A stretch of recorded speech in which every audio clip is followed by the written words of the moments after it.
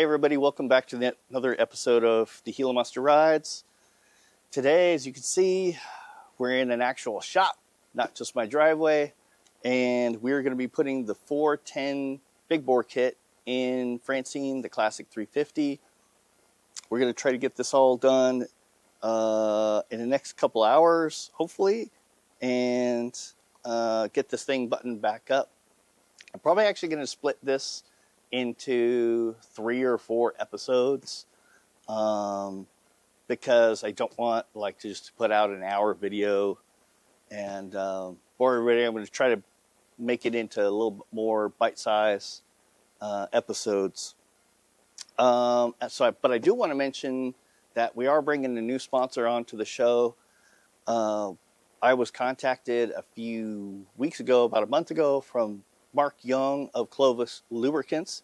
He's an independent AmSoil dealer, and he was interested. He just reached out, said, "Hey, I've been watching some of your videos.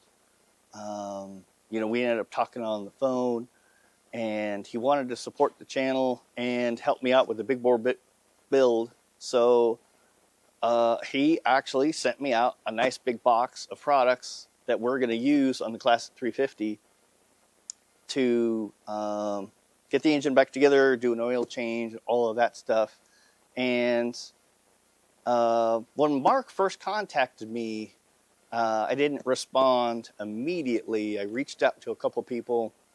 I was familiar with AmSoil because I had used their gear oil in my Toyota T100. Thought it was great. Haven't had any issues with that. But I reached out to my good friend who is a master mechanic and a auto racer, and asked him his opinion. He said great products. Some of the people on his racing team use it. So then after that, Mark and I talked, and we ended up getting this box finally shipped out to me at my house yesterday, so that we could use it in the project this weekend. Oh no, I'm sorry, not yesterday. Actually, a couple days ago. So we're gonna open this up and see what Mark sent us for the big bore project. Just set this to the side for a second. So we have a total of 7 quarts of their metric motor oil. This is 15W50. If you just go onto their website, you can either go to Clovis Lubricants or to AmSoil. There's actually a little product finder for your motorcycle, so you can always just go there to look up. This is actually the same motor oil that will be used in my Interceptor 650. So there's 7 quarts of the oil. We got some AmSoil chain lube that we're going to use. This is for on or off-road motorcycles. We got, oh yes, and we are going to need this today. This is the AmSoil motorcycle octane boost. We're going to need that because I forgot to fill up with 91 before bringing the bike out for us to work on, and it has a little bit left of 87 left in it after the big bore kit, because it's going to be a little bit of a higher compression.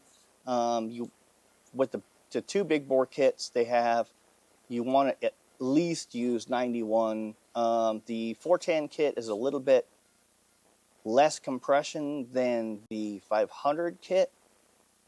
If you want to check out somebody who's done the 500 kit, they don't really show the assembly or anything, but Baxter Cycles did a Hunter 500 with the same company that I got my big bore kit from, and it's a pretty special machine. Go check out Forgotten Motorcycles, watch the Fuzzy Biker talk about and ride that Hunter 500. We're doing the 410 kit because for me this is a daily rider. There are some minor disadvantages to going up to the 500 kit. One is that it's high enough compression that even technically 91 could be cause some knocks. At least that's what the manufacturers say. There's a couple ways around that. We're not going to get into the 500 kit too much, but with the 410 kit, I can run 91 octane, no problem. No other major changes to the bike other than what I've already done. So real glad that was in the box. He also was cool enough to send me some pro assembly lube, engine assembly lube, so that we can get this just a light coating on all the parts as we're putting the engine back together, the cam and the board, piston. We got some good old brake cleaner. We'll probably maybe hose out the throttle body just a little bit. Make sure there's no gunk in there. And then the last thing, oh yeah, that's going to go in my truck. AMSOIL sticker. He actually sent me a whole quart of the medium 10 shock therapy fork oil. I'm going to be digging into the Interceptor pretty soon, and I might end up switching out the internals of the shocks on the Interceptor. I'm going to see what's in it, because there actually might be some aftermarket stuff already in there. But I was thinking of, if there isn't a real nice set of like cartridges in there, if it's the old spring setup, I might end up switching that to lower the bike just 20 millimeters. But we'll see. So we got a whole quart of the medium 10 shock therapy for AMSOIL. So I want to really thank Mark Young. If you go over to AMSOIL, and I'm going to put this code in the bottom of the or in the description for this video. I can give you my member number as a referral. I would appreciate it if you do end up going on AMSOIL and joining their preferred customer program. If you use my customer number, that'll help show Mark that you saw all of this stuff on my channel. And just real quick, I don't want to make this into like a whole commercial, but one of the cool things that he threw in for me was this preferred customer program for me, which when I go on, and I'm gonna be purchasing stuff for myself through their program. I'm gonna be changing out the oil in my Toyota truck and our Ford car, and doing some other stuff. So if you have the membership, if you buy over $100 worth of stuff, you get free shipping. It's actually reduced pricing on all of the items. Members get reduced pricing. They give you a $5 coupon in your birthday month, and you get $5 back for every. They kind of like keep it in a little bank essentially for you. Every $100 you spend, you get $5 back. I think you get that to spend on products.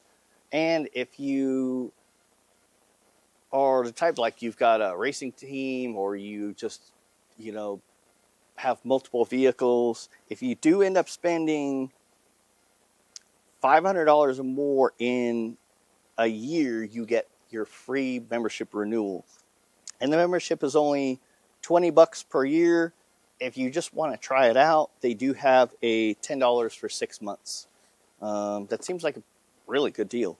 I'm going to be taking advantage of it for change out the oil in my truck and the Ford and everything. So this is going to get us a really good start.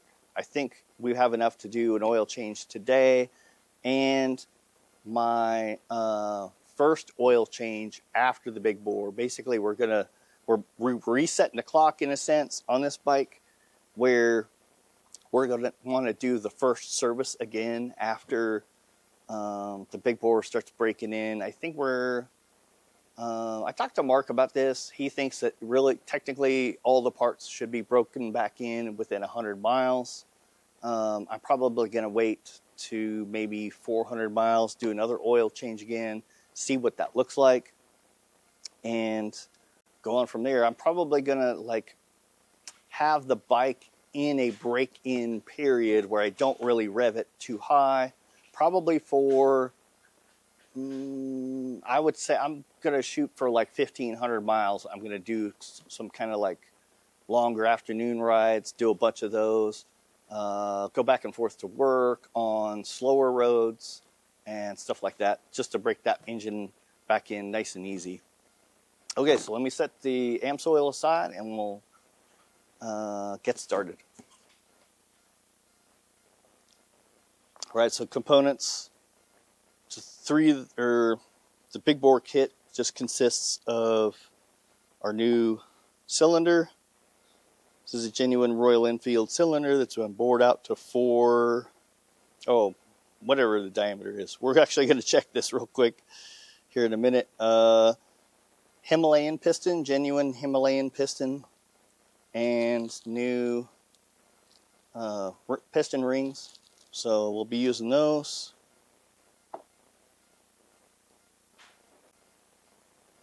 And finally, before we get going, I want to make sure to thank my buddy Tommy for allowing me to come out with the bike to oversee me, make sure I don't do anything stupid, and make sure that we're doing everything nice and proper. So appreciate it, Tommy. And let's get started. All right, I may not show a whole lot of this on camera just for speed. There's a lot of videos about changing out your exhaust. There's some really good videos on how to take off your tank. So I'm just going to describe kind of generally the order of operations here. We're going to pull the seat. Actually, we're at least going to take off the front bolt for the seat, pivot it back so we can get the tank off. We're also going to get the exhaust off. And then once the tank is off, we can kind of start getting, a few of the things out of the way. We're going to want to disconnect the throttle body. We'll end up pulling the fuel injector, of course, as part of pulling the exhaust, we have to pull the O2 sensor. We'll pull the spark plug, and we'll just generally be getting things out of the way. I'll probably stop, and when we get to the point where we're pulling the cam cover off and cover a little bit of that. All right, everybody, hope this isn't shaky. But that is the cam cover off the engine. We have this thing pretty stripped. So we are about to get into the cam cover, pull the cam, get the primary chain off. We'll pull the tensioner, and then once all that's out, we can get to the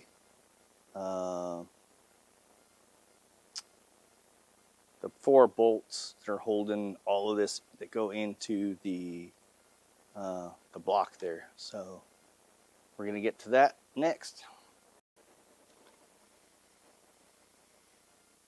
All right, so the head is off, the cylinder's off, we got the piston off of the rod, and we are taking a quick break to just chill for a second, and then we are going to be starting the reassembly process.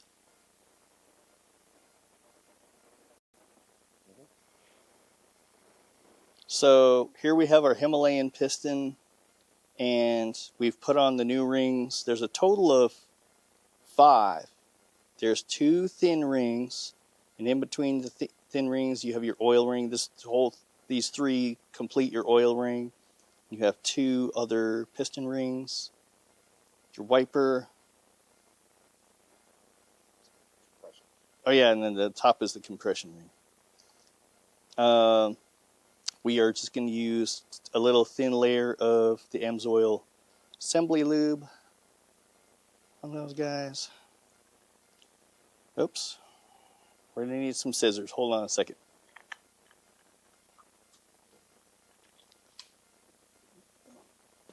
Sweet. Thanks.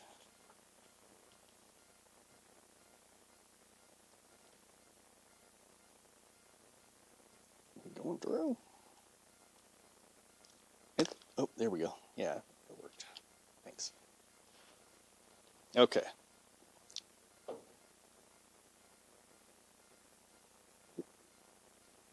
So we're just doing a little thin layer.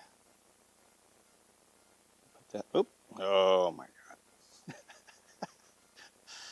Don't trust Kenny with the lube. Should I get it all over the piston? So I've made a huge mess. Don't be like me. Just getting a nice, very thin layer.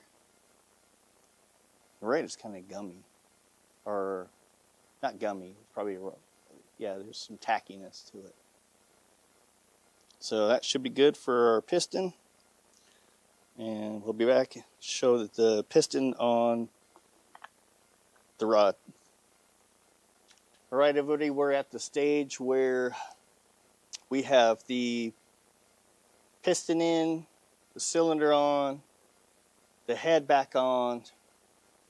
We've done our 4 main head through bolts, and we also have the 2 that are towards the left side of the bike. We've got those all torqued down, but wanted to give you a quick tip, because we struggled for this with a little bit. When you have your piston rings on your new piston and you're trying to get this all assembled, to get the piston onto the rod and get that into your cylinder, it's a little bit of a struggle if you don't have one of these tools, and it is a piston ring compressor. You can actually get one of these either at Harbor Freight, or you can rent one from any O'Reilly's. I think they even give you like all your money back. It's basically like a borrow tool. We'll see tomorrow when I turn this back in. But the other part of it, so it's not just using this tool, it's knowing which way works better. It's better to have the cylinder off of the bike and to insert the piston through the bottom of the cylinder first. So you have your piston in here, and you get this all compressed down so the rings are compressed, and then you're going to basically match this to the bottom of your cylinder and push it up through.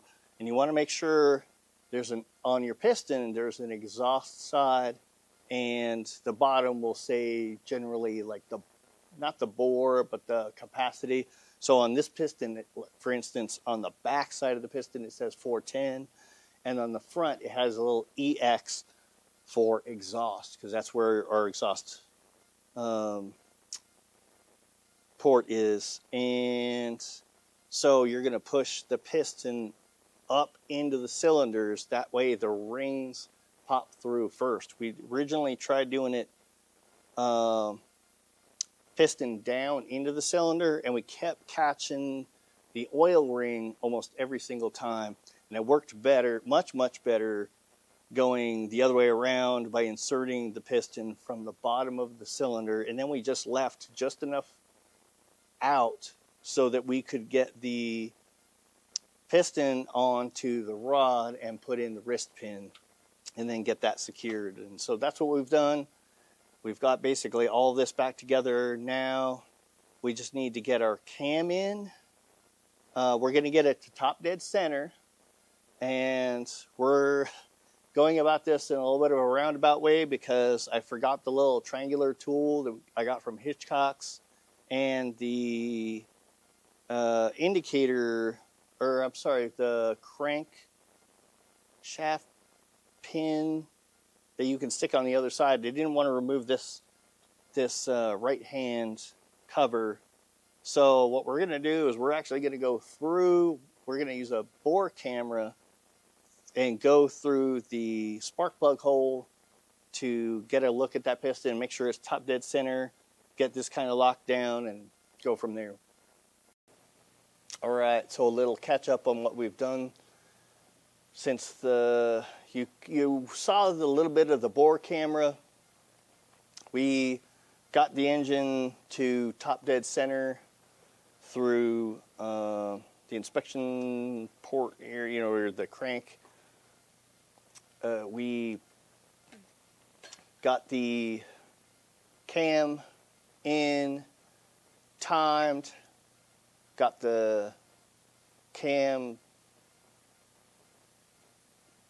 chain, like all that put back on, torqued down, the cover for the cam, torqued down, head bolts, the rocker cover all torqued down. I do still have to put on this little one last piece for, oops, that's upside down.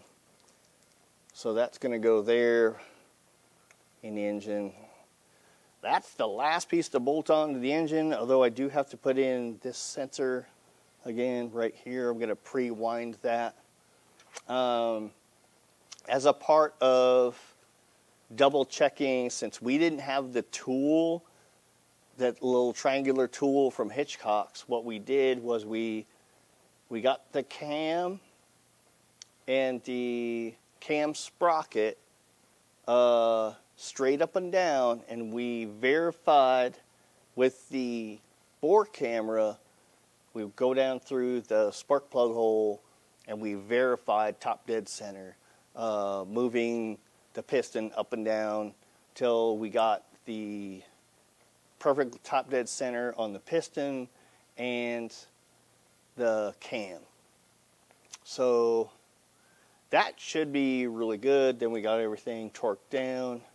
Now it's just going to be a matter of this last piece to bolt onto the engine other than the sensor. And then we'll start connecting the electronics, the few things that we had to disconnect, get everything zip tied back up, get the throttle body back on, get the airbox reattached to the throttle body, get the powertronics and the oval toolbox here mounted back to the side, then fuel tank and seat. And that should wrap up this particular build. We are going to put some octane booster in the tank, a little bit, probably half a bottle would be appropriate for what's in there right now, and maybe give it a fire up, see how it goes. All right, so we have Francine, the Classic 350, all buttoned back up. We've got everything hooked back up. I put about a half a bottle of the octane booster for, sorry, it's late. A half a bottle of the octane booster from AMSOIL in the tank to bring our 87 at least up to 91, if not a tiny bit more. So we connected all the connections. We actually had to redo part of this because one of the Powertronics modules we hadn't realized had fell down behind the airbox. So we ended up having to pull this stuff back off to retrieve it. We fixed a little issue that the rear seat had. And so I want to thank my friend Tommy again for letting me come and come to his garage. He was great help. We even made some innovative tools. And then thanks again to Mark from Clovis Lubricants for helping me out with the oil and all the other goodies in the box to help me with the big bore project. I really appreciate it. And without much further ado, let's give her a quick, okay, so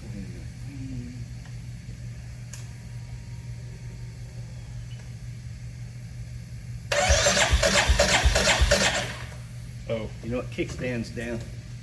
My bad.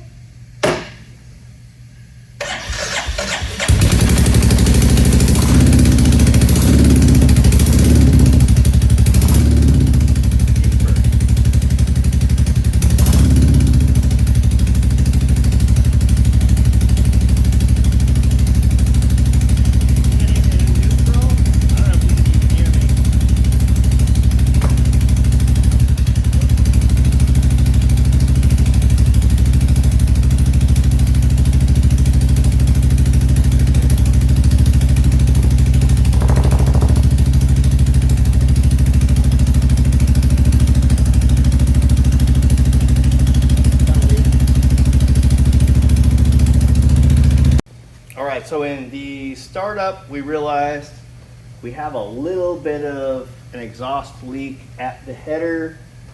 So we're gonna, and now, because of running just a little bit, the pipe is hot, it's late. We're gonna, yeah, it's really late. So we're gonna go hit the sack, come back in the morning. It's 2. Yeah. Yeah, it's 2 a.m. We're gonna hit this again tomorrow because we're also gonna come back, and if we have time, so we're gonna fix the exhaust leak, get that a little more squared away. We also have a 16-tooth front sprocket to put on if we have time, and I brought with me the white wall tires that should be going on the bike. So we'll see you again tomorrow. Welcome back, everybody. We are in day 2, really day 1.5 of the 410 build. We had the exhaust leak last night. It was really late, so we came back and just remounted the exhaust. It was really easy to do once we got a little sleep, and we just kind of remounted the whole thing so that it would, I think it was just off just a little bit, and we weren't really seeing it last night. But we are going to do the startup for the second time. Actually, I don't. Let me get it neutral real quick. I think that's neutral.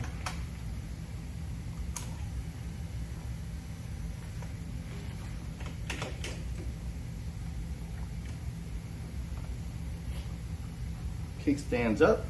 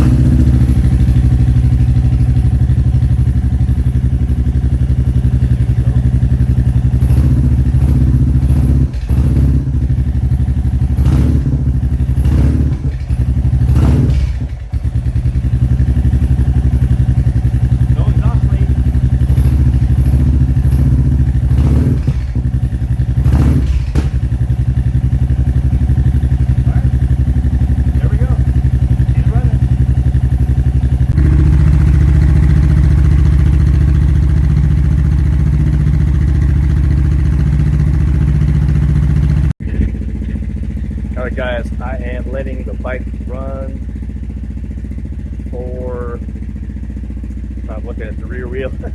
I'm looking at the bike's rear because we had to adjust the chain for the 16-tooth rear sprocket. We actually got that on. I didn't really film a whole lot of that, but we, wow, that's like some good draft in here. We put the 16-tooth sprocket on. That wasn't too difficult with air tools. We just made sure that we had the splines really lined up before we tightened it down. Because the one you get from Hitchcock's, if you put on a 16-tooth, it's kind of like a press fit. So you have to really make sure to get those splines lined up really well. Make sure it's on there good. And we are going to load the bike back up. We were getting a little bit of decel pop when we first started her up, but it seems to be clearing up. So I'm hoping, like, doing this little, 15-minute ECU, kind of relearn, reset, that'll clear it. And then once I get back to Tucson, I will take it for a test ride. So I think this has been a success.